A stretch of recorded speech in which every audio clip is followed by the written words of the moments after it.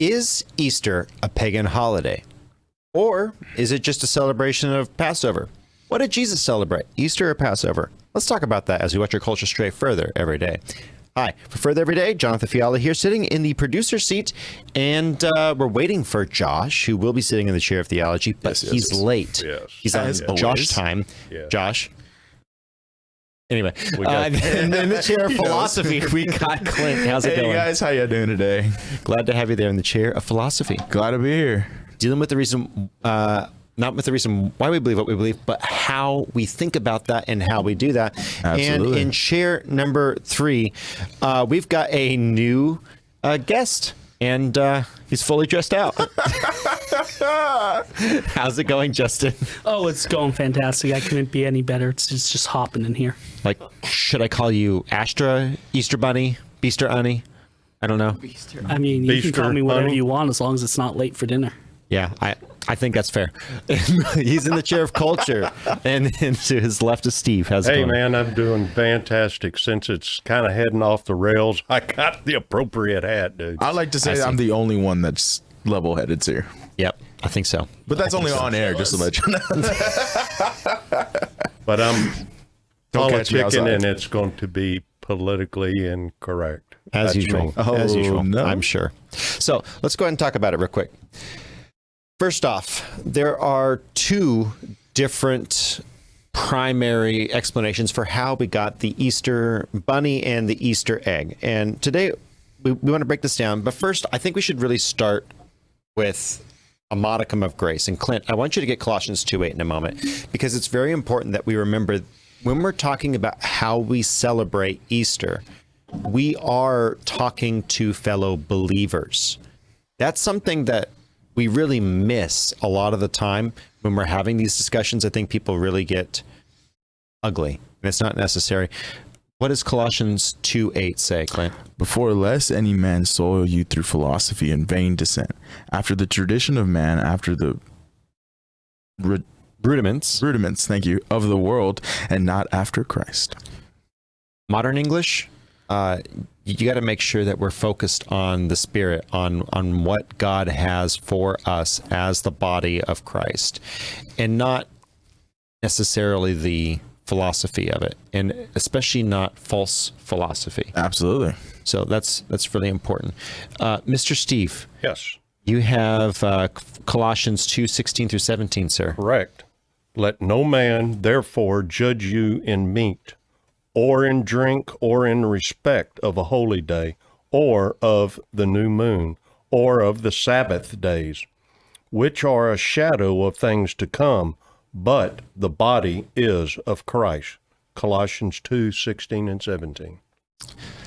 So let's remember that there is an absolute truth, and God has ordained some things. There are some things that Christians ought not to do. There are some things that Christians ought to do. But there's also an element of grace here that must be seen. Like, we have to be loving. And I think a lot of people lose that. So do you have Romans 14:10? Can you get that for me? I sure do. Thank you, sir. But why dost thou judge thy brother? Or why dost thou set at naught thy brother? For we shall all stand before the judgment seat of Christ. Let us not therefore judge one another any more, but judge this rather, that no man put a stumbling block or an occasion to fall in his brother's way. I know, and am persuaded by the Lord Jesus, that there is nothing unclean of itself, but to him that esteemeth anything to be unclean, to him it is unclean. But if thy brother be grieved with thy meat, now walkest thou not charitably. Destroy not him with thy meat, for whom Christ died. So, just a thought for us moving forward. So, let's start off, though. Let's start off getting into the Alexander Hislop narrative of how Easter came to be. And this is the common one. This is the one that a lot of atheists have latched onto. And you see a lot of people saying, well, and they're very smug, you know that Easter is actually a pagan holiday. And frankly, you Christians are too stupid because you don't realize that you're actually celebrating pagan holiday. Okay. Let's look at that and let's read it through. So Genesis, it starts off with the story of Nimrod. So I want to go ahead and get you, Clint. Genesis 10, 8 through 10. If you can go ahead and read that bit of scripture for us, sir. Got it? Yeah. And Cush begot Nimrod. He began to be a mighty one in the earth. He was as mighty hunter before the Lord. Wherefore it is said, even as Nimrod, the mighty hunter before the Lord, and the beginning of his kingdom was Babel, and Enrek, and dude, I'm not gonna lie. If you read this and you get all these names right, bless your soul. Akkad and Kalin in the land of Shinar. Very good. So this is where we start. Josh just walked in. For those people that don't know, Josh is in the background just when he saw Justin. Sup? Josh did not know that this was going to happen. But if he was on time, he would have been prepared. Josh, step in the chair of theology. Take a sit, bud. Take a sit. Put your headphones on. Take a sit. Tell me what you want for Easter. Whoa! Oh my gosh. I mean, that's kind of where I'm at. This is giving him some big suspects. Oh my gosh. Okay, I passed. Josh, put on your headphones. Let's start this. Come on, bud. Okay, Josh. Put on the headphones, Josh. He's distraught. You got to give him a second to orient himself, okay? Josh, in the chair of theology, how are you today? Hey, how's it going, everybody? This dude, oh my gosh. Where'd you get that costume from? You can move the mic, okay? Don't forget you can move the mic. I want that costume. I want that. So you can move the mic. Don't forget you can move the mic. Josh, just so that you could catch up, we are talking. So we laid out already. This has to be done in grace, but we're going to lay out the two different narratives: the Alexander Hislop narrative and the historically accepted narrative. And we're going to talk about a little bit of some of the Germanic possibilities that might actually line up with Alexander Hislop, but there's no evidence for.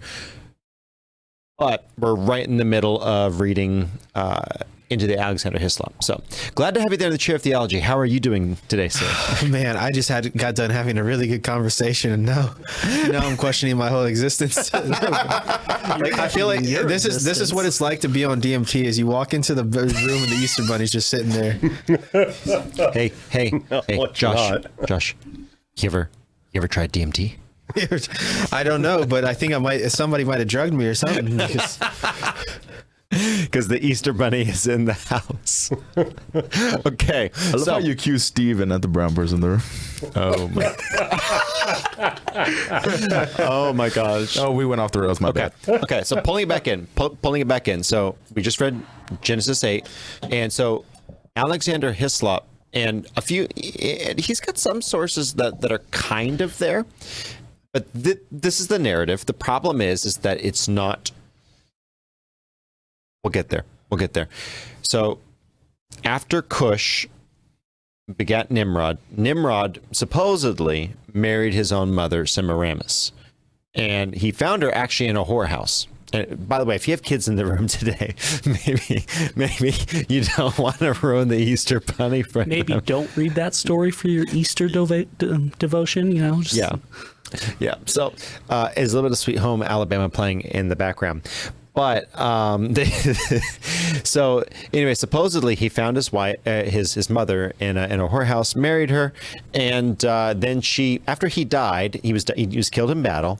There was a little bit of hanky panky that she had done while he was not around, and she all of a sudden was with child, and so she said, "It's Nimrod being reborn in my womb, and he's the sun god now," and so Alexander Hislop says that this now became the, this is the sun god. This is my child. And it was the Immaculate Conception. Right. Again, this is the theory, right?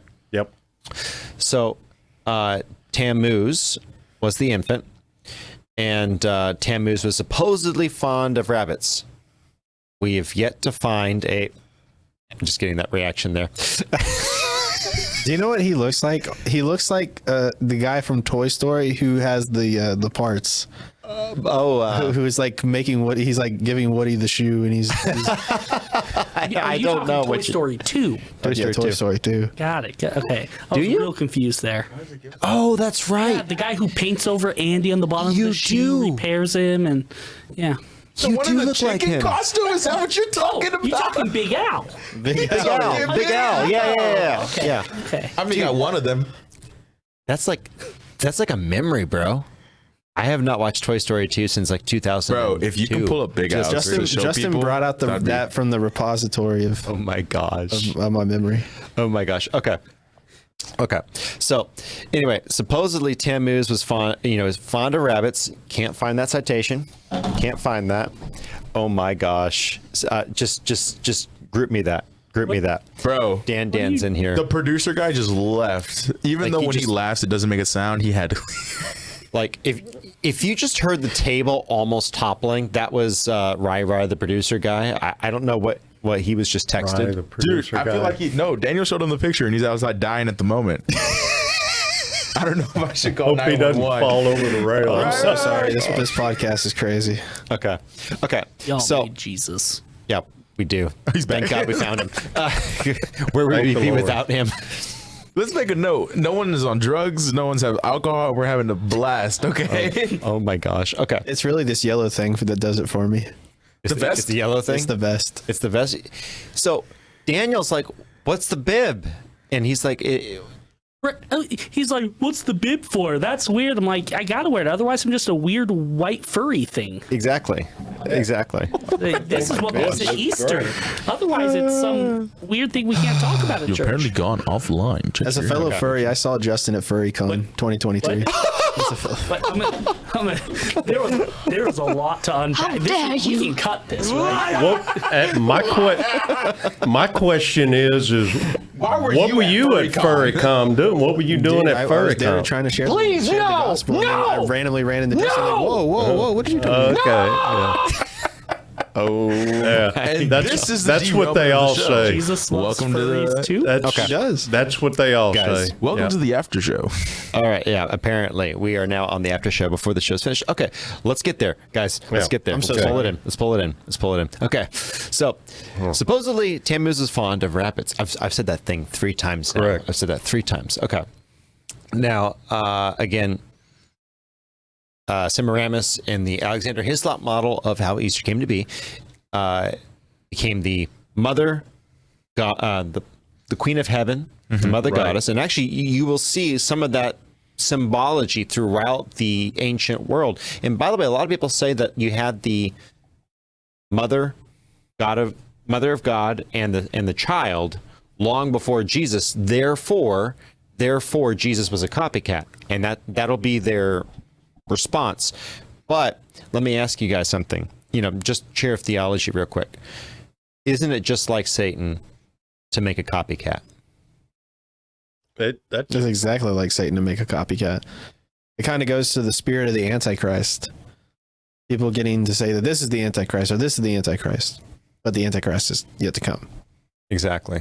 Exactly. John Arthur, I had read that Semiramis was claimed that her son Tammuz was, the Immaculate offspring because he was the one that was prophesized that they talk about in Genesis 3. What is it, 3:15, I think? Mm-hmm. And that, he was the one that was prophesized Yes. just because of his immaculate conception And and so whatnot. Tammuz.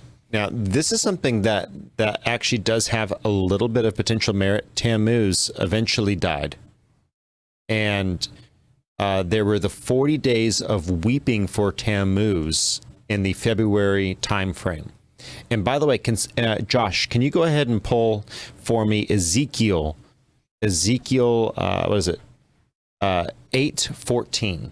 If you can pull for me Ezekiel 8:14, we actually see a reference to the weeping for Tammuz in the Bible. So there is some connective tissue here with this Alexander Hislop model. And I do think it bears note that we see the children of Israel actually doing the 40 days of weeping for Tammuz. And by the way, that coincides oddly so with Lent. So Correct. there is something to the Alexander Hislop. I don't think it's completely right. And there's a few reasons for that.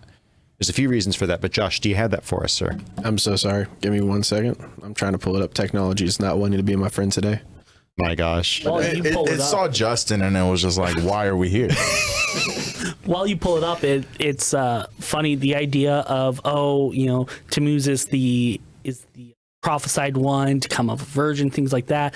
I look and I go, this is what a lot of culture claims that Mary did with Jesus. Is Mary was out, playing around, and they would just hid that she did that, and that's all Jesus was.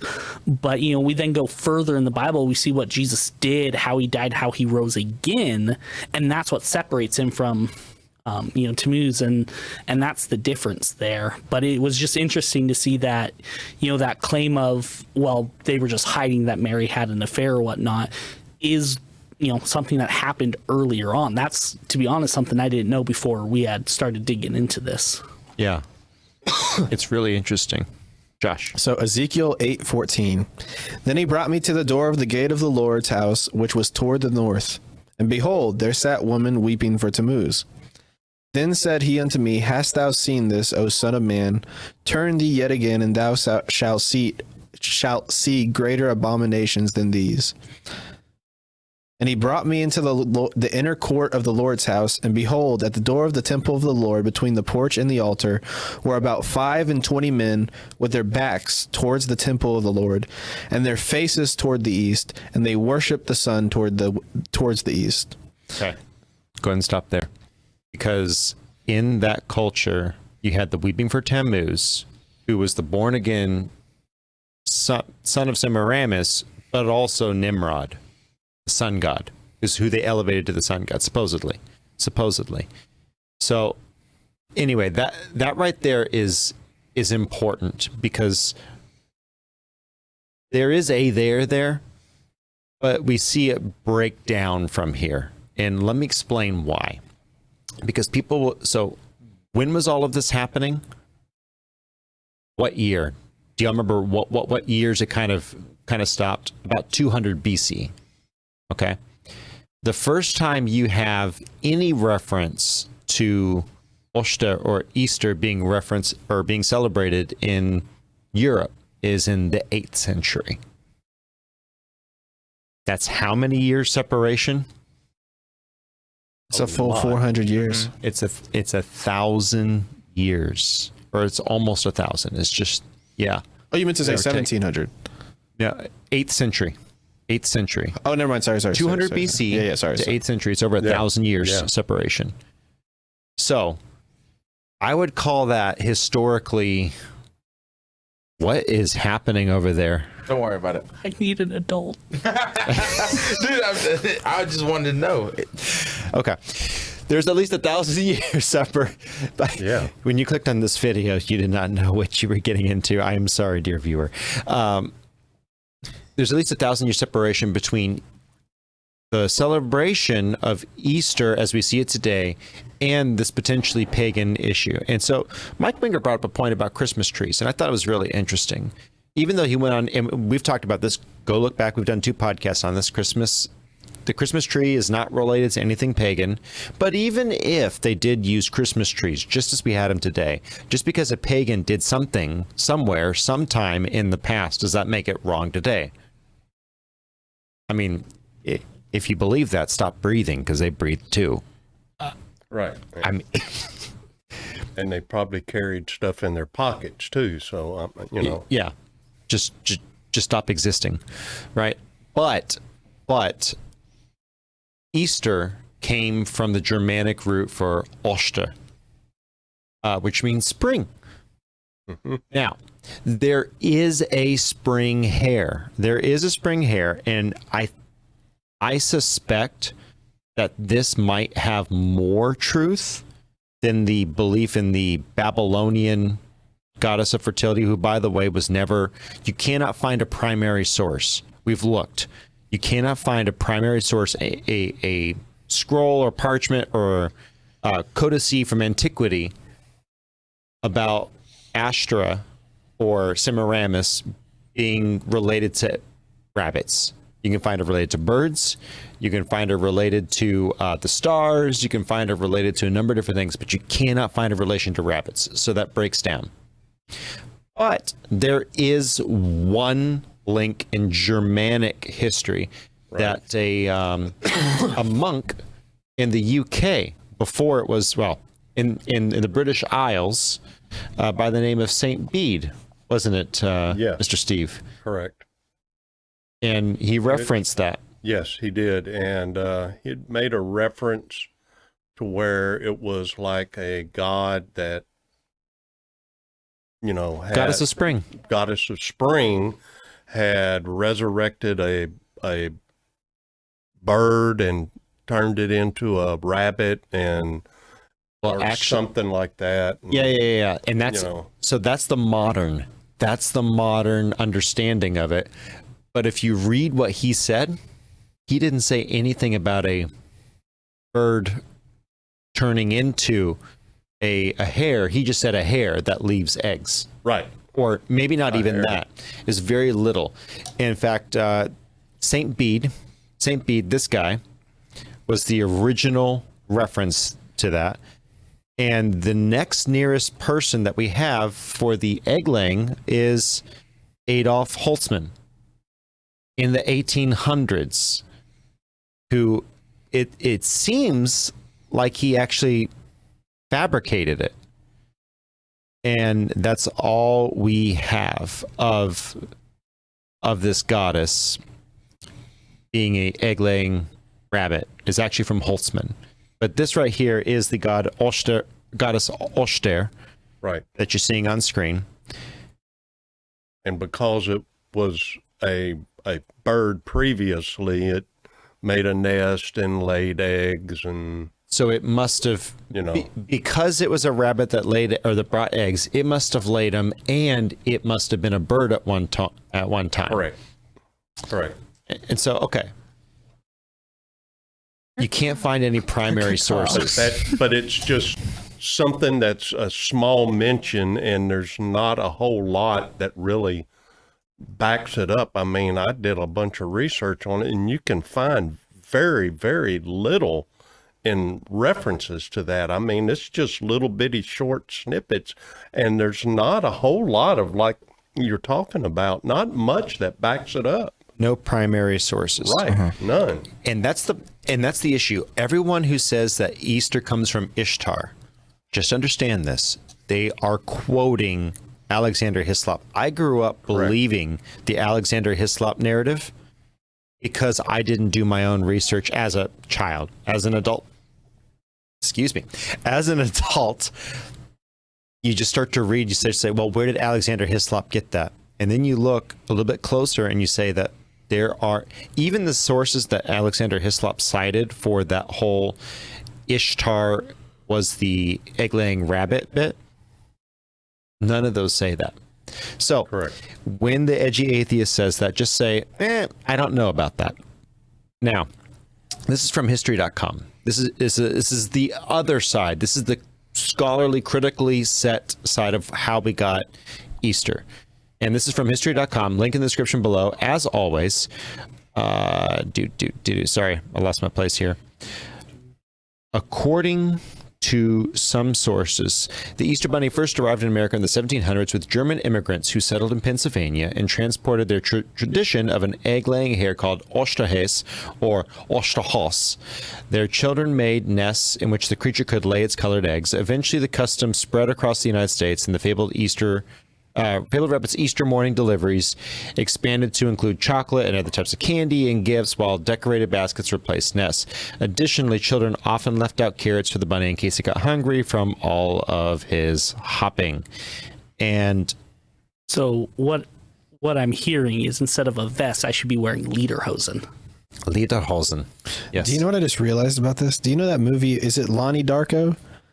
I don't know. This is like Lonnie Darko. This is insane. Okay, so elaborate, please. Well, there's just like a giant bunny that appears, but it's actually just a figment of his imagination. This is actually just a figment of my imagination. Can you just randomly edit, like, fade me out in After Effects just right now? Just fade me out. No, sex to be. What is this, sci-fi movie? Okay. So let's bring it in here a little bit. I want to ask you guys a question. How many of y'all, as kids, did Easter egg hunts? Oh, yeah. Oh, Okay. man. Wow, I'm the only one that has never done an Easter egg. So, okay. This year, So I'm pause not on Easter that. eggs Pause for on you. that. Pause on that. Well, that Let's pull it back in doesn't for just a second. Pause on that. Here's my question. Now that we've looked at both sides of the argument, that the primary, I don't think I did a good job representing the pro Easter argument. Basically, the eggs symbolize rebirth. The hard shell is the tomb. When you peel it back, that's the opening of the tomb, and there's life inside. So I'll tell you, growing up, I mean, listening to you talk about when you were a kid, you took this angle or this angle. I'm like, when I was a kid, I just heard that eggs were new birth, right? And it was a bunny because, you know, they make a lot of new bunnies and they cute and fuzzy, right? Yes. Like what I heard was this pro-Christian, the egg was the tomb, and when you open it and it was empty, and we always had, you know, those little 12 different Easter eggs, and each one had something inside of it to tell the story of Easter. Yeah. That's how I learned why we had eggs during Easter. Yeah. And so it's about new life and about birth, about the birth of the new creation in Christ, the first fruits of the resurrection. So that's the focus there. Let me ask you guys, how many of y'all as children went to Easter egg hunt and walked away thinking about Christ as the primary salient character? Josh, what was your focus on Easter as a kid? So whenever my parents would lay out the eggs, they would either have candy in them, or there would always be that one egg and it would be a golden color and it would have money in it.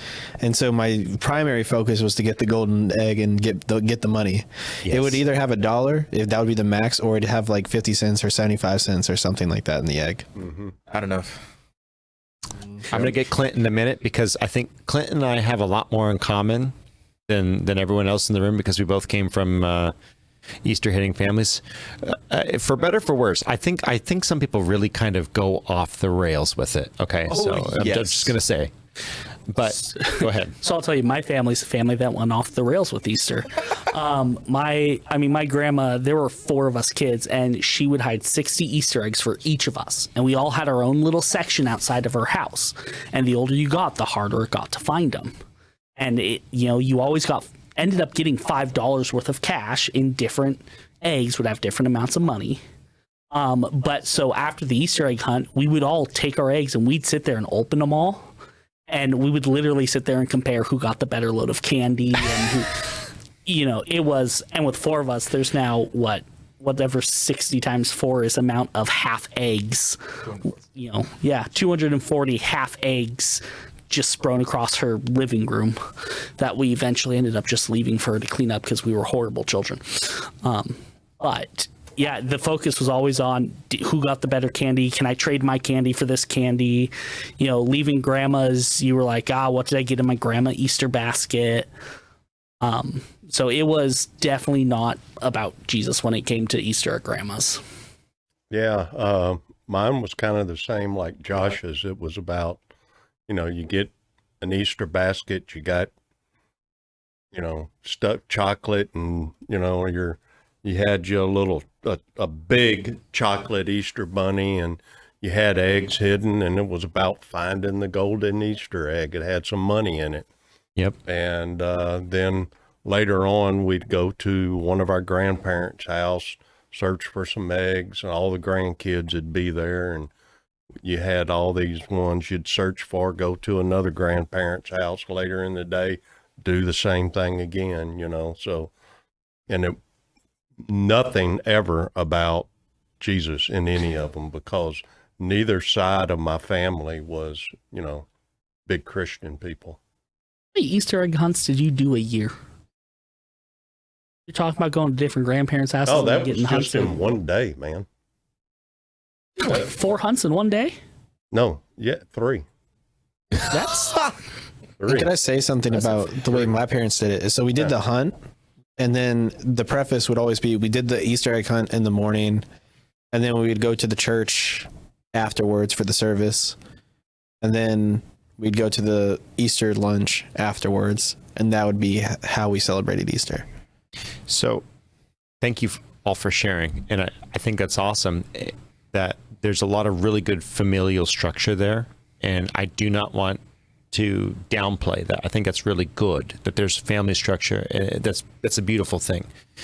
What I would like to lay out is something that maybe is a bit more biblical. And I want to be really careful how I say this.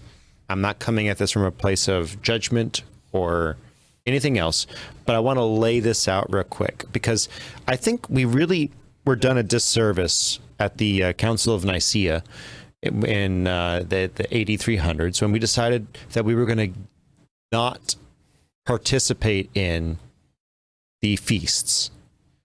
Some things you can't do anymore. The temple doesn't exist, okay? No one's expecting you to sacrifice. In fact, if you sacrifice an animal today for your sins, you are directly spitting in the face of Jesus. Agreed. Like, to the perfect sacrifice. Are we all in agreement? Yeah. Yes, sir. Yeah. Okay. Noted. But the 7 feasts are really interesting if you look at how God laid them out. Jesus he came into Jerusalem on the Feast of Unleavened Bread. By the way, he came on Palm Sunday. He walked the road, in all likelihood, the exact same road, the exact same path, potentially preempting the Passover lamb. He walked that same road that the Passover lamb was supposed to walk. And he came in. He cleansed the temple because the temple had to be clean for the perfect sacrifice. And then he laid down his life on Passover as our Passover lamb, just as in Egypt, as the blood was, painted onto the doorpost. His blood covers our sin. If you are a born again Christian, his righteousness covers you. And that happened on Passover. You want to know the problem with the Eucharist and with transubstantiation? You want to understand why we have so much confusion about communion? Do a Passover Seder, which they have been doing for at least 200 to 400 years before Christ, this in the exact way that the Jews do it today. When Jesus said, "This is my body," and he broke it, and he said, "This is broken for you," there are 3 pieces of bread that go into 3 pieces. There are 3 pockets in a ceremonial bag. Father, Son, Holy Ghost. The middle one, Son. He pulls that one out. He breaks it in half. That half piece in that Passover service is hidden. And the children are told, you have to go and find that afikomen, that broken half, and you will be given a reward. Dads, it better be money. It better be money. Anyway, I'm just saying. Yep. I'm just saying it's got to be cash. Don't be giving me those $1 bills. I want a $10 bill or a $20 bill for them kiddos. Okay? I want a cold stack, man. Or don't give me that Chick-fil-A book. Give me cash. Give me the ice cream. Cash. Anyway, so the kids get a reward for finding Christ, who was buried and later on brought back forth. When Jesus broke this piece of bread, he was saying, "This is my body broken for you." This is the fulfillment of the prophecy that is standing in front of you today. That's what happened in the Passover service. Then when he took the wine, he said, "This is my blood poured out for you." He was pouring the 3rd cup, the cup of redemption. Christ's blood is our redemption. This is what we lose when we do not celebrate Passover. Also, just kind of bringing it up. So you said it was the bread. It was the unleavened bread, I think is what you had said. And that's an important thing because leaven represents sin. And by them breaking the unleavened bread at this 400, 600 years before Christ, this was breaking a sinless body by all accounts. And so when Jesus brings forth this Last Supper, and this is what John Arthur was saying, but I'm going to say this part out loud, so in case anybody in the audience didn't get what you were saying there, that should have immediately brought back the member, like that should have given them the sign that, oh, this guy is him. This is Messiah. This is Messiah. And so that's what is laid out. And then first fruits. Jesus rose on the first day of the week after Passover. First fruit. That would have been first fruits. Jesus is the first fruits of the resurrection that ensured, and he was the first fruit brought before God, sacred and what's the right word? Set apart for God, brought immediately to. And that's why Mary could not touch him before he went to see God, right? He was supposed to be wholly set apart, brought before God. And you want to keep going on why the feasts are interesting. Pentecost. What happened on Pentecost? The Feast of Weeks. That's the promise of the Holy Spirit. That's the promise. The Holy Spirit is given to man. And what hasn't been fulfilled yet? No one knows the day or the hour, but we do know the feast of trumpets. Correct. Are when the trumpets will pour out and we will have judgment upon this world at Yom Kippur, number 6, if you're counting at home, and then number 7, Sukkot, God dwelling with us. What we see with the children of Israel at the first Sukkot in the wilderness is a shadow of what the new world and new heaven will be like. So when we celebrate with eggs and rabbits, I'm not putting it down. I'm saying let's make sure that we also see this incredible imagery. Let's not lose sight of that imagery. Josh. Scriptural reference for you guys on looking up the feast. Mentioned it earlier today when we were in class, but for our audience, Leviticus 23 is where you want to go. And it lays it out like this. You have unleavened bread, then Passover, then first fruits, then Pentecost, then trumpets, then Yom Kippur, then tabernacle. And that's the way it's actually ordered in the scripture. And you'll see it with different names probably. You might see harvest. It might say what it would say at first harvest. First harvest, yeah. And it might say shelters, booths. Feast of Booths. Yeah, it could say all these different names. But that's honestly the beauty of reading scripture and studying it, is you'll learn these nuances, and that is that. Because I know when I was a person who was first reading the scriptures, I was like, what the heck is Pentecost? I see harvest. Like, what the heck is harvest? All these different things. But do you understand that when it says harvest, that's Pentecost? Exactly. And so that's something that I think we really miss. And we really, really should consider looking towards the Bible. Now, what was your father's issue with Easter, Clint? Well, it's not really, when I grew up, we really never got into that because, I was primarily raised as a Seventh-day Adventist. We never really got into the whole chasing around eggs. To me, that sounds pretty dumb, right? I think the only Easter egg that I've never participated, is when we took Josiah to one, and I'm just watching as these kids running around seeing these obvious eggs everywhere, and I'm just like, why? This is just useless. It's a battle royale. The only time, no, we actually did this. The only time we did an Easter egg hunt is with the confetti eggs, and if we found them, that we destroyed each other basically.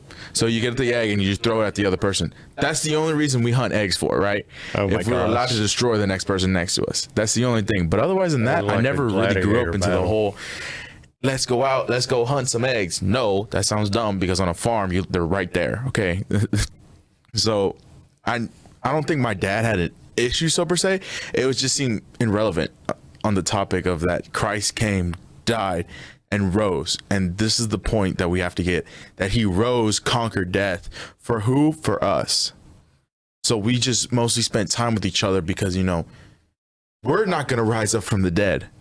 we're going to die and we're going to join up to him, to be absent from the bodies, to be present with the Lord. So when my parents do pass, they're no longer going to be with me, but they're going to be with the Lord. And we cherish these moments, these Easters that we're with our family and our friends, because they're no longer going to be here with us. They're not going to come out the grave and be like, hey, yo, what's up, dog? No, that's not going to happen. But when we get to heaven, we'll see them up there. But otherwise, we have to cherish these moments, these little bits of times that we have with our family, our friends, because this is what we're going to cherish when they're gone. And it's important to understand that no matter what you do, no matter how you do it, it doesn't have to be, strip Bible. No. Like yesterday, we had a bunch of fun yesterday, taking a tour of Port Houston. We brought up scripture. We had fun. We enjoyed each other's presence. It's not, being a Christian doesn't mean you have to suck all the fun out of it, right? Yesterday, did we do drugs? No. Did we seem that we were on drugs? Absolutely. Did we do alcohol? No. Did some of us look like we were on alcohol? Absolutely. But we weren't. See, that's the misconception of the world that's trying to be put down our throats, that if you want to have fun, you got to go drink a beer. If you want to have fun, you got to go take a sip of the pot. No, you don't. You really honestly don't. It's all about the fellowship with each other and understanding that Christ came and died for us so we can do this. And the loving that we share for our brother is highly important in this situation and time. Yeah. And I think it was interesting to me when you had mentioned, you spent good family time together. And I looked and went, that's why a lot of people in the culture today celebrate Easter's, because it's a time that you can get with your family. Sometimes they're out of town. Sometimes it's just a meal you can have together, and it's something to do fun with the kids, because you can watch the kids go hunt for the Easter eggs, or you get to, put away the smile on their face when they open the candy. But then what you find is those kids get older and they don't believe in Jesus, and they start to go, well, great, this Easter that I spent time with my family on is being taken by the Christians. And that's where we get all these arguments of, oh, this is a pagan holiday, right? They're not against generally people celebrating Easter. What the culture is against at this point is Christians getting to celebrate on a day they celebrate too, because they don't want to feel like they're celebrating a Christian thing. And that's, part of the root of this issue is the culture is so against Jesus that now we're talking about, is Easter something we can celebrate or not? Yeah. And that's something that we all talked about this, I believe, before we started. We do not want to suck out the fun of something that could be very innocent for a lot of people. Mm-hmm. And people talk about it. By the way, there are cults that still in theory, supposedly, still sacrifice a child, and they dip the egg in the blood of that infant, and they call it an Easter egg, for Ishtar. It's not an Easter egg; it's an Ishtar celebration. Okay, supposedly that's real. Not bunny recommended at all. Bunny disapproved. Okay, but supposedly that actually happens. Okay, I don't know what all to make of that. Actually, when we were in Israel, my father asked a Muslim guide to take the tour. Maybe he was trolling, but he said that happens. I don't know. Maybe the dude was trolling. Maybe he wasn't. Doesn't matter. What I would say is, to the pure, all things are pure. If there is something that is not taking away from Christ, clean fun is clean fun. But I think the primary issue is are we focused on the resurrection? Are we focused on Christ? And that's the thing that I think we can all unite behind as Christians. Mm-hmm. Closing thoughts for the day. Josh. Well, going to the conclusion of that point and where we find that in Scripture, I think you guys talked about it maybe at the beginning with Colossians, and that was kind of the spirit of why we're doing this podcast, is that we don't come to be that basher. If your conscience is telling you that, hey, I don't want to celebrate this day today because I find that there's something wrong with it, I don't think you're wrong for that. If your conscience is saying, I do want to celebrate this day and I have no problem with it because I'm celebrating it for Christ and I don't feel a confliction there, then celebrate it full-heartedly. But ultimately, when it comes down to the end of the day, the focus should be on Christ. And it should be on the festivals. I really would say so, because those festivals are a precursor for the coming of Christ and who Christ was, what he did, and his resurrection ultimately. So that would be my final thought. Please go look at the festivals and do understand that, hey, if you don't want to celebrate this day, completely understand. If you do, though, please do. Absolutely. Clint. So I want to make it, we're all different in our walks with Christ, right? We're all in different standings, and it's very important, right? Because I know besides Easter, holidays are big. Should I celebrate Should I celebrate Halloween, or I shouldn't, right? But as Josh said, right, we're all in different walks with Christ, so it's all depends on you, right? Some Christians are okay going to the bar and not having a drink. Me personally, I probably won't go in a bar. Been there, done that, don't want the temptation, right? It's all about where you stand with Christ, right? And us as Christians, we can't judge another Christian. If Justin wants to walk in a bar and not take a drink, that's up to him, right? I won't go with him, right? I'd be like, hey, I don't feel comfortable going, but you, by all means, go. Preach the word of God. Do what you want. And we can't, I feel like as Christians, we do that way too much. Oh, did you see that Justin went into the bar? Oh, no, someone called the pastor. Yeah. We got to get this boy out of here. No, we got to quit that. Did you see that? I mean, just say that. I mean, it goes back to Colossians 2:16 through 17. Therefore, let no man judge you in meat or in drink or in respect of holy day or of the new moon or of Sabbaths, by the way, Seventh-day Adventists, rabid Baptists, rabid Judaizers. The day is not important. It's what you do on that day. Amen. And who you've sanctified it to. Just saying. But yeah. Any more thoughts from you? I just think it's very important as Christians, we can't be judging each other. If someone doesn't want to eat pork, to all means, don't eat pork. That's not the basis of their salvation. Amen. That reminds me of that gentleman from, sorry for stealing you there, but it reminds me. No, he's not. That reminds me of that. Sorry for hopping to a different point. Wait. Yeah, hit me with it. Better late than never.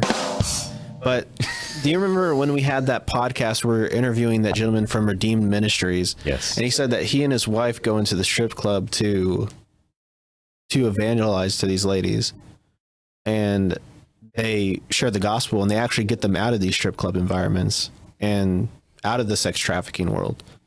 Now, obviously, I think a lot of us would say, I would never in a million years do that, because there's a lot of reasons, right? But that gentleman is doing that with his wife, and he's making a real difference for the kingdom in it. And so kind of goes to that point. But I know Josh just had to jump in. Yep. Speaking of hopping, final thoughts. When I think about culture, I think the biggest issue that we can run into as Christians is looking like fun suckers. So if you're not someone who's going to celebrate Easter because you think it's been too modernized, it's been, taken over by the culture, then don't. But what I'm saying here is don't, ruin it for everyone else, right? If you have the opportunity to go to an Easter egg hunt, go to an Easter egg hunt. Have that fun. But don't make it a celebration of Jesus if you're not going to celebrate Jesus. But don't ruin it for others. And you never know. You might have the chance there to turn it to Jesus. You might meet people there who are like, why do we do these Easter egg hunts? And you can go, well, let me tell you why I celebrate Easter. Mm-hmm. Right? And now you've opened the door to get to do that. But if that door's not open, yeah, it's a holiday that the culture celebrates. It's one that is on our calendars. Celebrate it if you want. But I think as Christians, we still need to go back and go, why am I celebrating this? I need to remember it. And if you're not going to celebrate the death and resurrection of Jesus on Easter, so be it. But you best be celebrating it some other day, because that is the most worthy thing of celebration. Amen. Mr. Steve. Yeah. Touching on some things that Josh and both Top Knot was talking about there, was that, when you going to do with wanting to celebrate Easter, hey, that's just fine. The Lord knows what your heart is. Amen. He knows where you believe and what you believe in, and that. But the thing is you definitely need to put forth to your children exactly the meaning of what Easter is, and that if you're going to do these feasts, make sure you go to some of these before you try to do it yourself at your home with your family. Get familiar with them. Go through them numerous times so that you are doing it correct and exactly the way it is supposed to be done. You don't want to leave out steps. You want it to be done exactly the way it's supposed to be done. And like what Joel was talking about, with, things that people want to do or don't want to do, it's like our pastor was talking about today, because what I may do may not be what you want to do. That's like what the Jews did with their law. They passed certain laws and said, okay, this is what our law is going to be because this is what we believe shouldn't happen. So all of you are supposed to abide by it. No, that's not the way. Just because I feel this way doesn't mean that's the way you feel. But what we're supposed to do is make sure it's good with the Lord.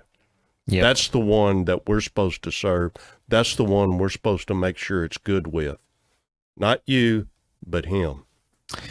When you brought up the Judaizers and circumcision, I was really wishing I had the clip from Men in Tights with Friar Tuck. I mean, I know that's terrible, but if you don't know, you don't need to know. Them dang dogs of flesh.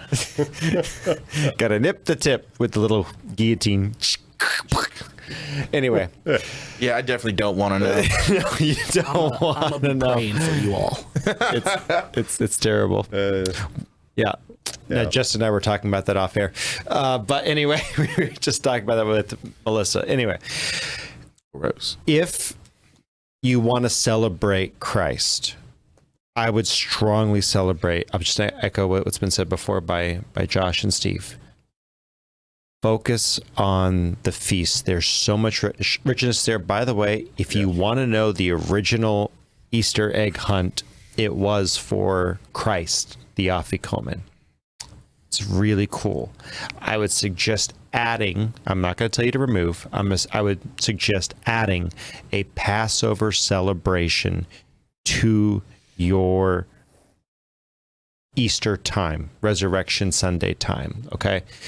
I would highly recommend it. It is one of the most important feasts that ever has been. It is the resurrection of Christ.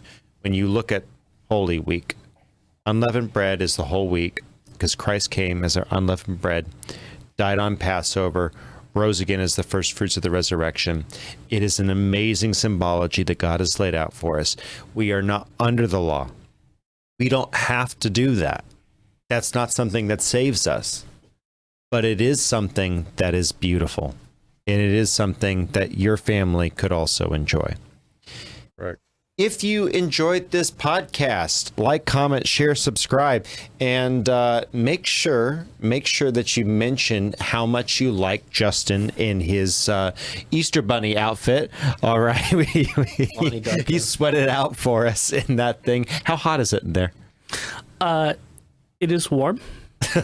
Dude, can we switch? Because I'm cold. Is that like barbecued rabbit? Can I put that on? It's pretty warm. I'm not going to take the head off until the camera's off because it will look like I just went swimming.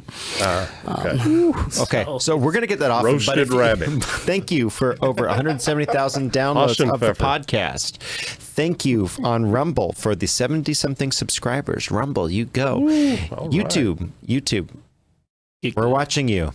Thank you for removing videos and deleting views. Thank you for doing that. We really appreciate it. Best to you. If you like this podcast, please share it. That is the new thing on YouTube. Sharing is caring for the algorithm. And if you didn't like this podcast, smash that dislike button twice. And share it. And share it anyway. Why? Share it to your angry atheist Reddit if you're into that sort of thing. With that said, thank you so much. Love y'all. Bye-bye. Bye. Okay. Okay. my for us. One last thing. One last thing for you. One last Okay. thing. If you more. are still here, You're gonna have to edit that out. we put you asleep. No. All good. If we put you to sleep, you're still here, or you are our super listener and you've been watching this whole way. Tell us your favorite memory from this time of year, whether it's a Passover Seder, it's an Easter egg hunt, whatever it is. Tell us your favorite down in the comment section. Josh, what is your favorite memory of this time of year? My favorite memory is the bunny that pops out in my imagination every single year. Harvey? Lonnie right your here. dreams. No, but seriously, my favorite Easter memory. The one memory I can definitely remember is when I went to the church service for First Baptist Church of Houston, and the pastor, Pastor Greg Mont, he was like something had just convicted him that day, and we just prayed that entire service. Oh wow! And we got out early, so we got to get to our lunch reservations really quick. But still, Amen. I'll never forget that service just because of I've never seen that's never happened to this day. Like that's a one-off thing that has happened at that church. Clint. I guess my favorite Easter would have to be the time my mom had bought these Easter eggs with confetti inside, and she had hid the whole 48 of them inside the house. And unlike my other siblings, they're not the most observant people, so I noticed when my mom was hiding these things.